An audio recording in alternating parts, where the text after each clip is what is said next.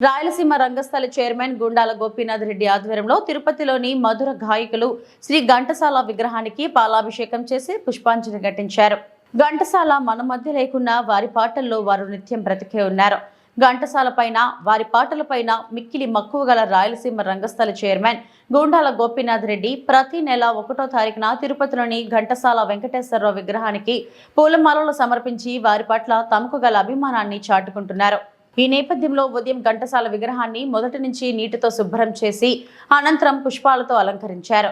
ఈ సందర్భంగా ఘంటసాల అభిమాని తులసిరామ్ ను సన్మానం చేశారు. ఈ కార్యక్రమంలో ఘంటసాల అభిమానులు కోటె సుబ్రహ్మణ్యం, భాస్కర్, కృష్ణమూర్తి, టీచర్ తిరుమలయ్య, తొండమనాడు సుబ్రహ్మణ్యం రెడ్డి, మురళీ చిత్రపు, హనుమంతరావు, చెంగల్రావు, ఆదిస్వామి, చంద్రశేఖర్ రెడ్డి, పద్మనాభం తదితరులు పాల్గొన్నారు.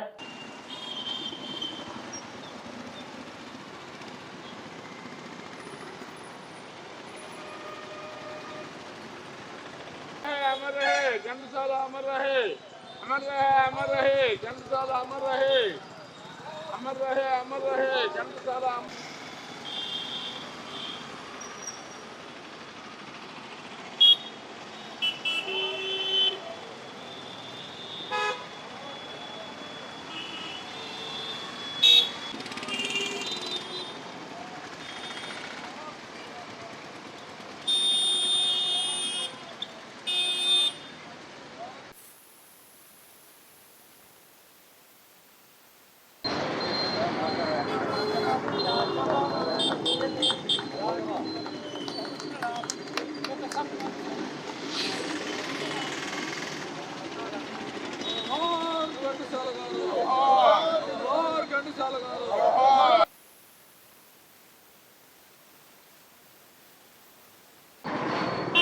రాయలసీమ రంగస్థలం ఘంటసాల వారి నెలవారీ ప్రోగ్రాంలో గోపి గారు ఆధ్వర్యంలో కళాకారులందరూ ఘంటసాల అభిమానులందరూ ఇక్కడ చేరడమైంది.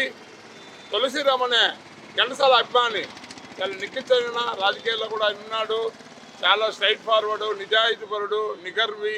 అలాంటి వ్యక్తి ఎంతో అభిమానం ఘంటసాల మంది ఉంది కాబట్టి ఆయనకి సన్మానించడము, జనార్దన్ గారు, గోపి గారు సన్మానించడము మన తిరుపతికే గర్వకారణంగా నేను భావిస్తున్నాను. తుమ్మురుడు, నారదుడు, దేవతలకు గంధర్వ కాలంలో అయితే మన భూమి పైన అంతకు మించిన వ్యక్తి గానగంధర్వుడు మన ఘంటసాల గారు. ఘంటసాల గారు పాటలు అజరామరమైనది, జనరంజకమైనది, శిశుర్వేత్తి పసురువేత్తి. జనసామాన్యానికి పశువులు, శిశువులు కూడా ఆనందిస్తాయి ఆయన పాటలు వింటే.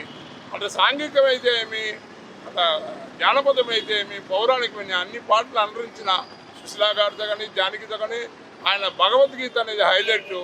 మన తెలుగు జాతి గర్వకారణంగా పుట్టిన బిడ్డ ఘంటసాల. ఎంత మరిచినా మరపు రాని ఘంటసాల మనం ఈరోజు స్మరించుకోవడం, మనందరూ ఆనందాన్ని పొందడం.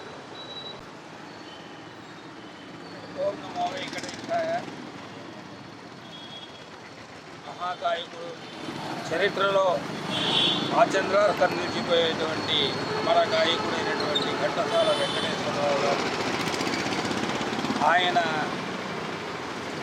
కాశ్య విగ్రహానికి ప్రతి నెల మొదటి తేదీన రాయలసీమ రంగస్థల కళాకారుల అధ్యక్షుడు శ్రీ గుండాల గోపీనాథ్ గారు స్థానికంగా గల ఘంటసాల అభిమానుల్ని, కళాకారుల్ని సత్కరించడం ఆనవాయితీగా పెట్టుకున్నారు. కళలు అంతరించిపోతున్న ఈ సమయంలో కళాకారులను పిలిచి సన్మానించడం అనేది మన తిరుపతిలో ఉన్నటువంటి అందరికీ కూడా గర్వకారణం. ఘంటసాల వెంకటేశ్వరరావు గారు తిరుపతిలో చాలా అవినాభావ సంబంధం ఉంది.